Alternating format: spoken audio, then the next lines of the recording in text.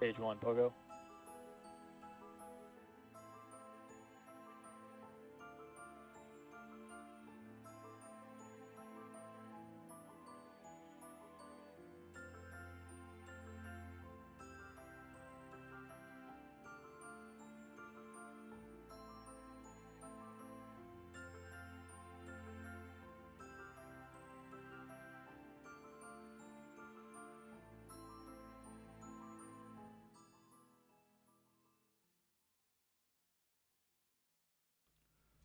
Well, good evening, everyone, and welcome here to the launch pad. And you are looking at a live view of Slick 40 at Cape Canaveral Space Force Station as we count down now just 21 minutes and counting until today's exciting Falcon 9 launch. Stage 2, RP1 load is heading to the lunar surface. We do have SpaceX mission control patched in, and we're listening in to updates as fueling continues. But if this is your first time here, welcome here at the launch pad. It's our mission to inform and inspire the explorers of tomorrow, because we believe that space is better together.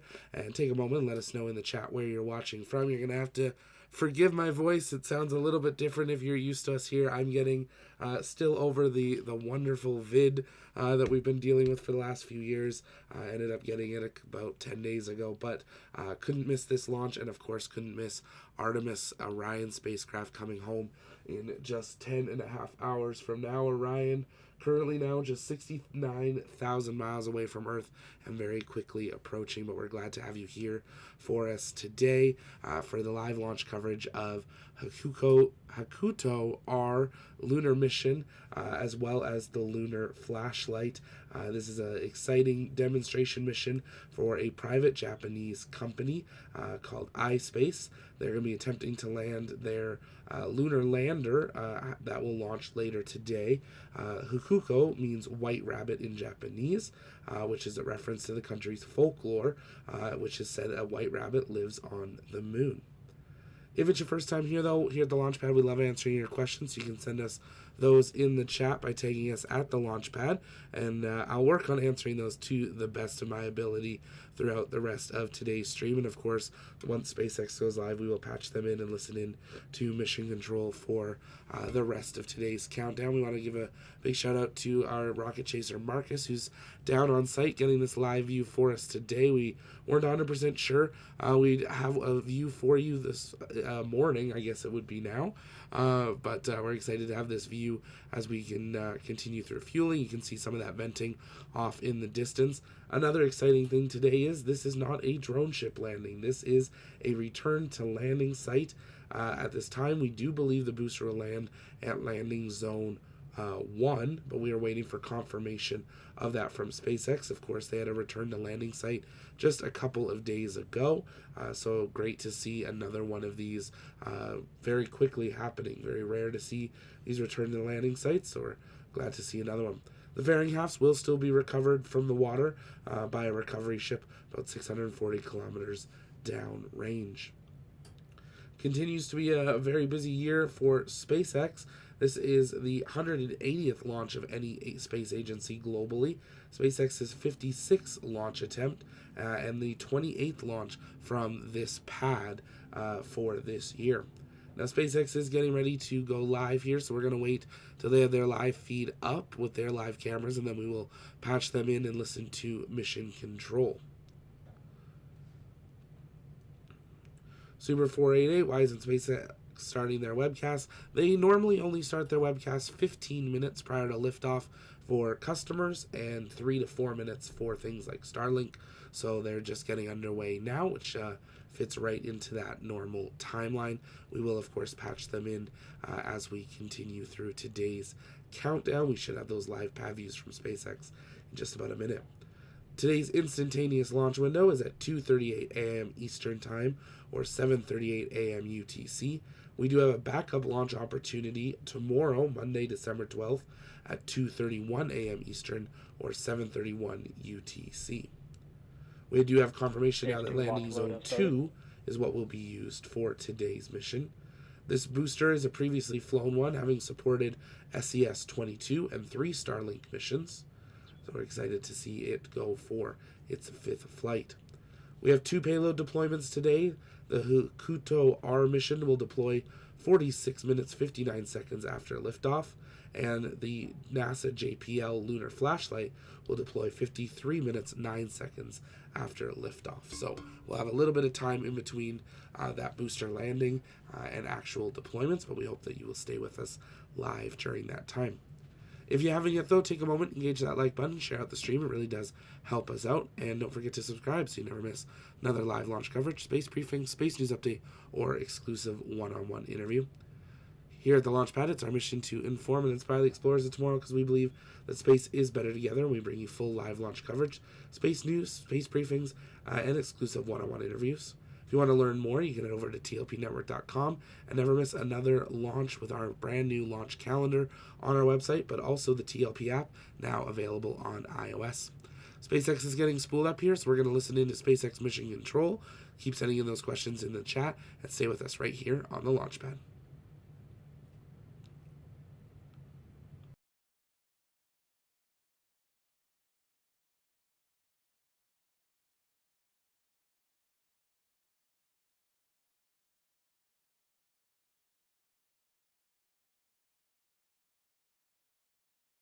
Live view of Falcon 9 awaiting its 2:38 a.m. Eastern Time launch from Space Launch Complex 40 at Cape Canaveral Space Force Station. Good evening and welcome to our 56th launch of 2022, covering the iSpace Mission 1 for our customer iSpace.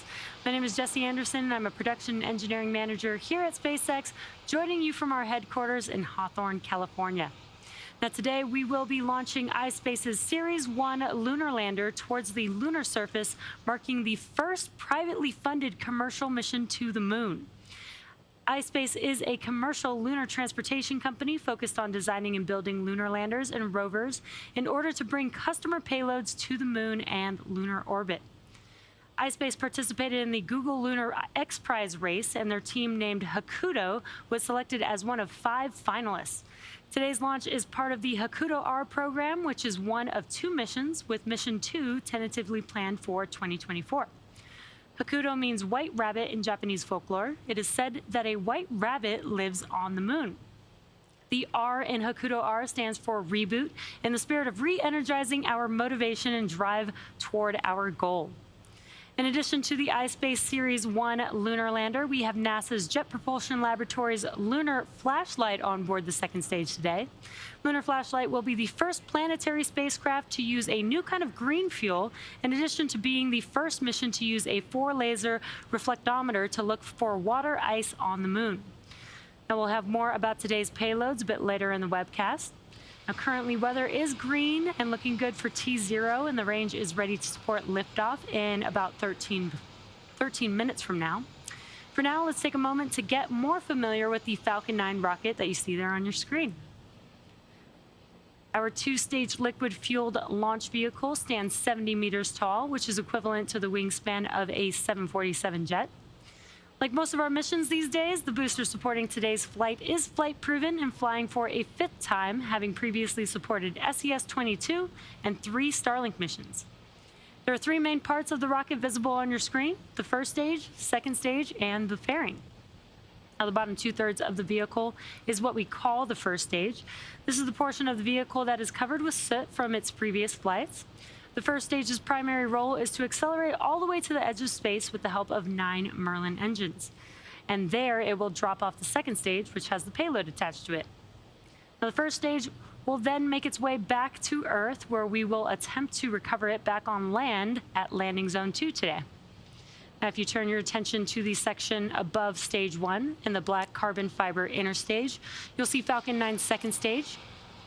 About 2.5 minutes into flight, the stages will separate, and the second stage will ignite its single MVAC engine, or Merlin vacuum engine, to carry itself and the iSpace Series 1 lunar lander to a lunar transfer orbit. The satellite is safely enclosed inside of the payload fairing, which is the large nose cone at the very top of the vehicle. Our fairing is about 40 feet tall with a 17-foot diameter. Now, to put that size into perspective, an average fire truck is about 40 feet long and 12 feet wide, so it would just fill the inside of the fairing. Now, similar to the first stage, the fairing halves we are using today are flight proven, and we'll be attempting to recover them again once they make their way back down to Earth. The main payload on today's mission is the iSpace Series 1 lunar lander. And on board the lander are 7 payloads, including 2 rovers, a battery experiment, an artificial intelligence flight computer, and multiple 360 cameras. iSpace has also included a nameplate engraved with names of Hakuto supporters during Google Lunar X Prize and a music disc featuring the song Serato from Japanese rock band Sakon Action. As mentioned earlier, in addition to these payloads, we have NASA's Jet Propulsion Laboratory's lunar flashlight on board our second stage today. So with that, let's learn a little bit more about our mission today.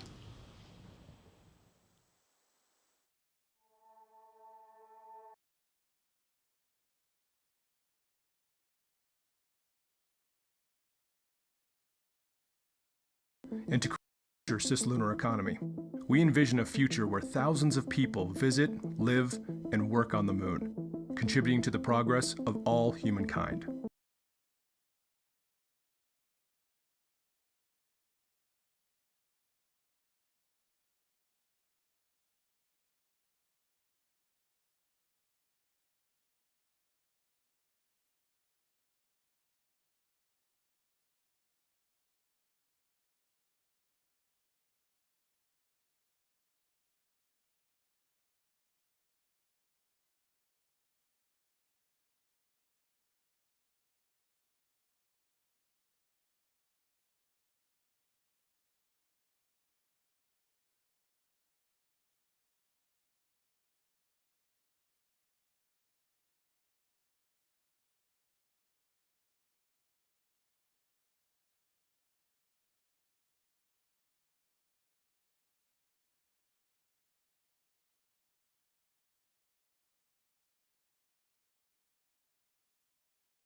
To perform a controlled descent and landing on the lunar surface.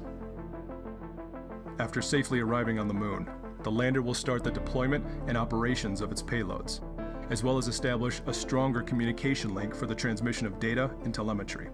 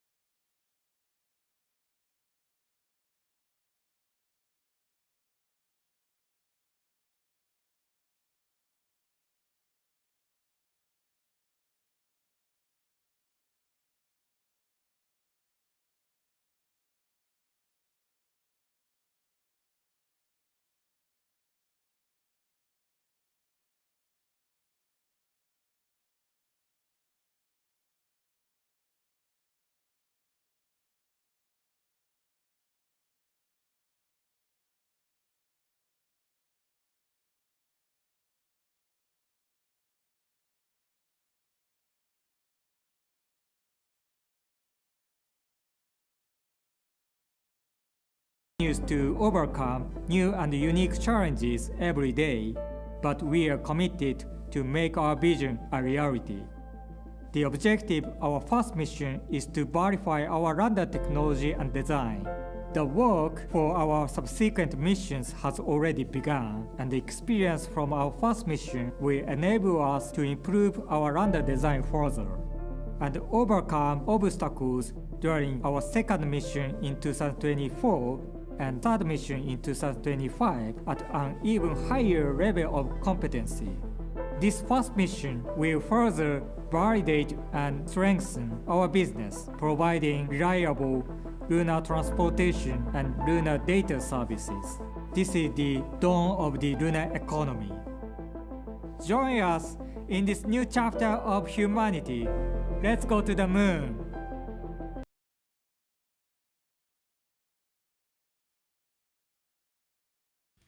On your screen is a live view of the HAKUTO-R's Mission Control Center located in Tokyo. From their Mission Control Center, the iSpace team will monitor the lunar lander's attitude, operational state, and other conditions. The members on console will send commands and data to the lander and receive images and telemetry among the other data during transit to the moon, as well as from the lunar surface. Now, if you're interested in following along with HAKUTO-R's Mission Control Center, feel free to check out ispaceinc.com/launch. load is complete. Now, as we approach T-minus 6 minutes to liftoff, the Falcon 9 team began their final checks at T-minus 2 hours. Most recently, we completed the ground team poll to proceed with propellant load and launch at T-minus 38 minutes. We began loading propellant at T-minus 35 minutes. And Falcon 9 is a bipropellant vehicle, meaning it uses two propellants, a fuel and an oxidizer. For Falcon 9, our fuel is a refined form of kerosene known as RP1, or rocket propellant 1. Now, to burn the fuel, we need an oxidizer. Falcon 9's oxidizer is super chilled liquid oxygen, or what we call densified LOX.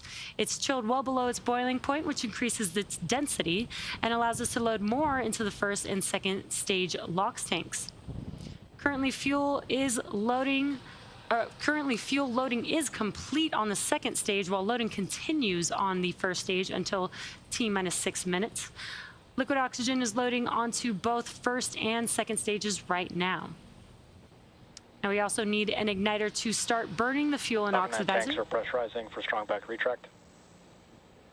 Just pausing for those comms.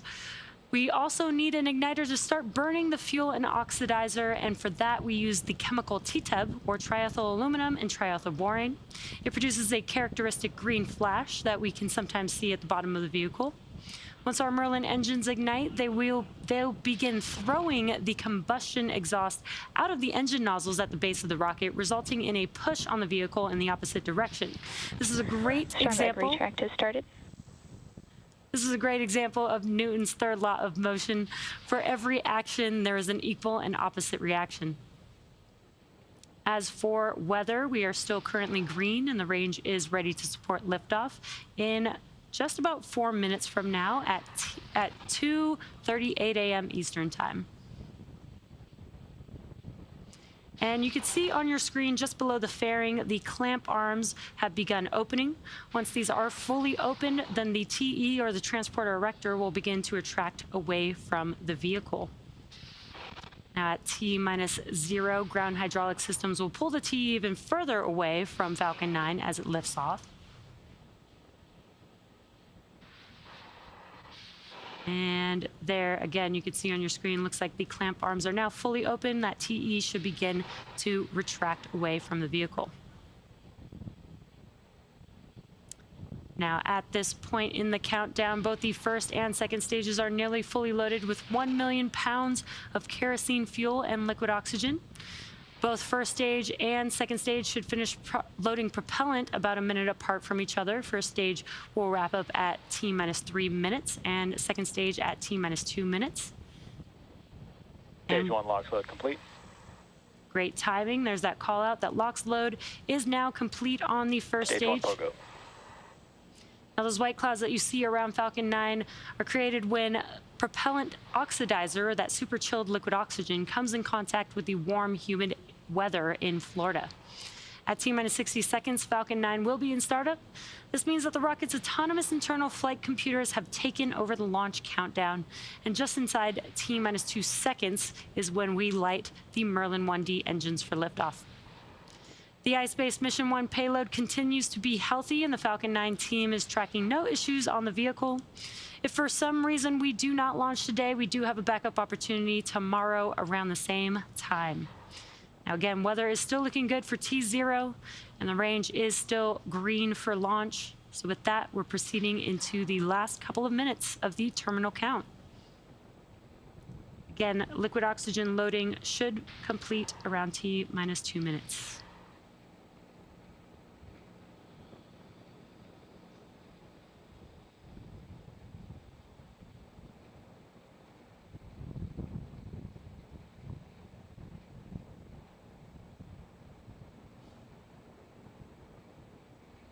Stage 2 LOX load is complete. Great news. Liquid oxygen loading completing on the second stage concludes propellant loading of Falcon 9. And Ground gas closeouts have started. I mentioned that transporter rector earlier. There is a liquid oxygen line that we are now venting out, and that's why you see more of those white clouds around the vehicle. And at T-minus 1 minute is when Falcon 9 will go into startup and the internal flight computers will take over the launch countdown.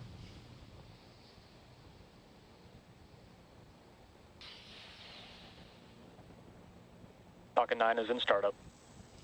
There it is. The vehicle is also now pressurizing for launch, and now we are just waiting for the final call from the launch director.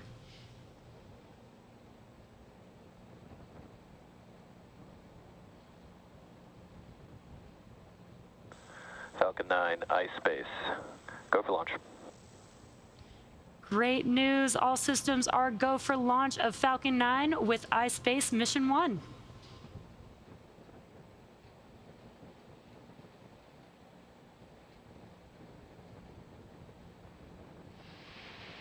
T-minus 20 seconds and counting.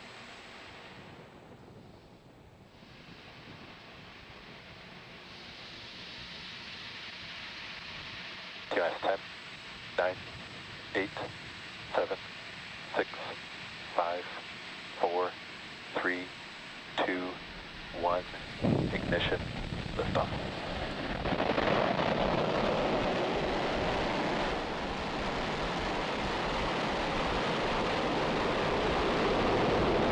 Vehicles pitching downrange. Stage 1 propulsion is nominal.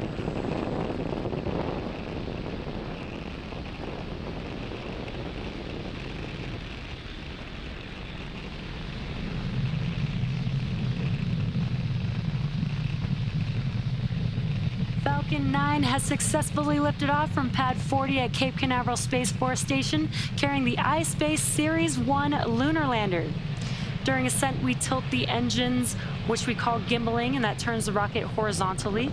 And that's what we call a gravity turn. We are still Telemetry is nominal.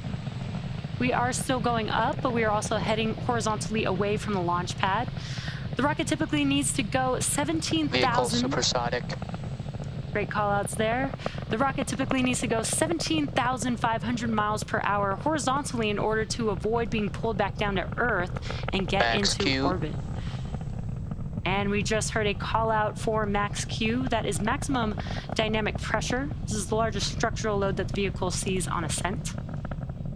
Now that we're past the period of Max Q, or maximum dynamic pressure, we Engine chill. do have 5 events coming up in quick succession. That'll be MECO, stage separation, stage 1 flip, SES1, and then the boost back burn on the first stage will begin. Again, MECO is where all 9 of those engines that you see lit up on your screen, those will shut down. That helps slow the stage down in preparation for stage separation. Then the first stage will do a flip in order to make its way back to its landing zone today on land, followed by SES1, or second stage engine start 1 on the second stage. That's where the MVAC engine will ignite, and then the boost back burn will also begin on the first stage.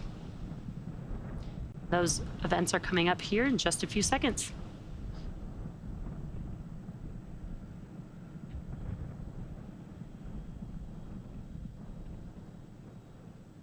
Stage separation confirmed. MVAC ignition. Stage 1 boost back startup.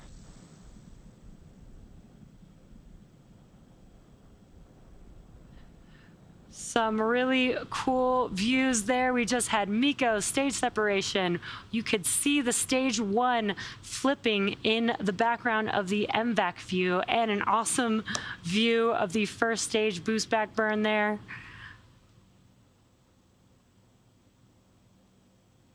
Awesome, awesome views. Again, that was MECO stage separation, stage 1 flip, SES1, that's the MVAC engine igniting. There you can see that on your right-hand screen. Stage 1 is currently in its boost back burn. Bearing separation confirmed. And there you can see on the right-hand screen, the fairing halves have deployed from the second stage as well. These fairing halves have completed their 4th and 5th flight and will be recovered when they return back down to Earth on our recovery vessel, Bob. Stage 1 boost back shut down. And as you saw on your left-hand screen, the engine has shut down on the first stage. That concludes the boost back burn for stage 1.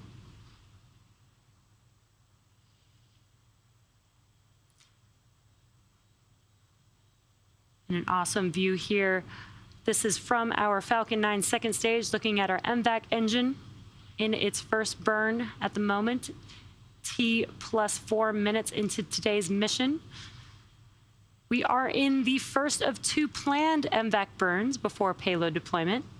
At T plus 6 minutes and 33 seconds, you should see on your screen the first stage's entry burn. That burn will last about 20 seconds. Now, the entry burn is where we relight 3 M1D engines, starting with the center E9 engine, then followed shortly afterwards by the E1 and E5 engines. Now, that slows the vehicle down as it passes back into the Earth's atmosphere. Now, we need to slow the stage down in order to reduce re-entry forces, and that helps us with recovery and reuse of the first stage. Now, again, what you're seeing on your screen is a view of the MVAC engine on the second stage. So far, looking like it's on a nominal trajectory.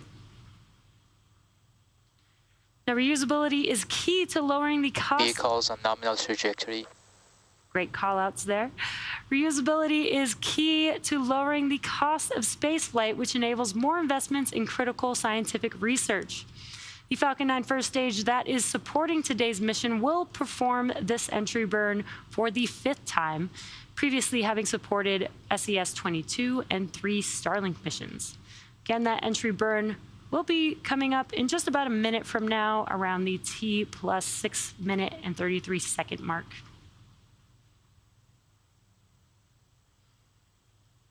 During that entry burn, Falcon 9 is decelerating by firing its Merlin engines, and we are still moving rapidly. This causes the vehicle to fly through Merlin's exhaust gases, which we also call the rocket's plume, and this deposits a layer of soot on the vehicle's surface. Now, that soot comes from the carbon-based fuel that Falcon 9 uses.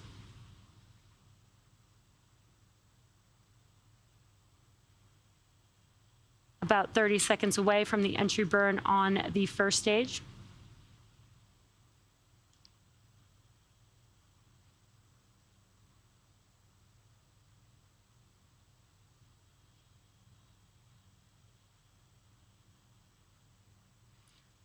Again, you're seeing a view of the second stage MVAC engine on your screen.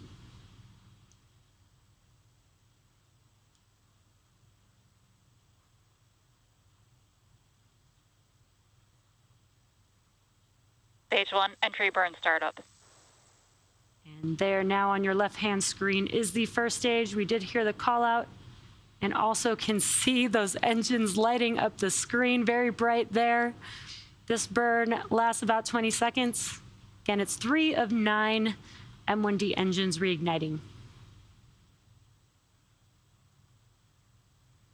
Stage 1 entry burn shut down. Stage 1 FTS is saved. And as you saw, the engines have shut down. That concludes the entry burn for the first stage. Next up, in just about 30 seconds, will be the landing burn for the first stage. That's a single engine burn, the center E9 engine. Each engine is optimized for sea level. Startup terminal guidance.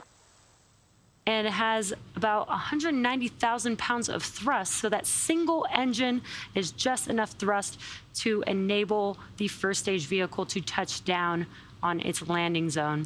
Today will be Stage 1 transonic. It will be landing zone 2, or LZ2, that we will be attempting to land on today. And just shortly after the landing burn begins, Stage 1 landing burn. as we just saw and heard, the stage 1 vehicle landing burn has begun. We also heard the shutdown of the second stage engine, but let's watch as Falcon 9 touches down for landing with this incredible view here. Nominal orbit insertion. Stage 1 landing leg deploy.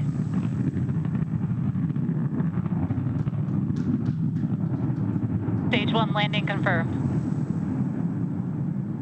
Really awesome views there. As you can see, Falcon 9 has touched down on landing zone 2. That is our 155th recovery of an orbital class rocket, including first stage landings for Falcon 9 and Falcon Heavy. Now we also had SECO 1, or second stage engine cutoff 1, and that is of that MVAC engine that you can see there shut down. But the mission is not over just yet. The second stage is now embarking on its first coast phase. After the coast phase, we will light that MVAC engine for a second time at T plus 40 minutes.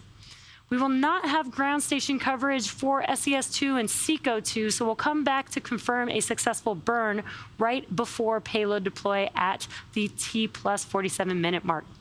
So sit back and enjoy the space tunes, and we'll see you back here in about 35 minutes. And with that, another incredible Falcon 9 mission in the books. The first ever solo Falcon 9 landing at landing zone 2 from our records. Japan is on the way to the moon. One more burn and their payload will be deployed and begin its journey there. Now, because it is the eve of a very historic night, Orion now just 9 hours, 50 minutes away from splashdown. Now only 6,000 miles away, traveling over 5,000 miles per hour. We are actually going to wrap up early this evening. If you want to continue following along with today's mission with SpaceX, head on over to the SpaceX YouTube channel. We'd encourage you to do so there. We're going to send all of you over to our Orion tracker. Our team's going to get a couple hours in tonight before we prepare for a very big day tomorrow, as we all hold our breath and wait for Orion to re-enter the Earth's atmosphere, performing a new re-entry method, actually bouncing off the atmosphere, and concluding that Artemis 1 mission. If it was your first time here, though, here at the launch pad, it's our mission to inform and inspire the explorers of tomorrow, because we believe that space is better together, and this is going to conclude our live launch coverage of SpaceX's HAKUTO-R mission heading to the moon, and we hope you'll join us tomorrow as we count down to the return of Orion. We'll see you next time. Bye-bye.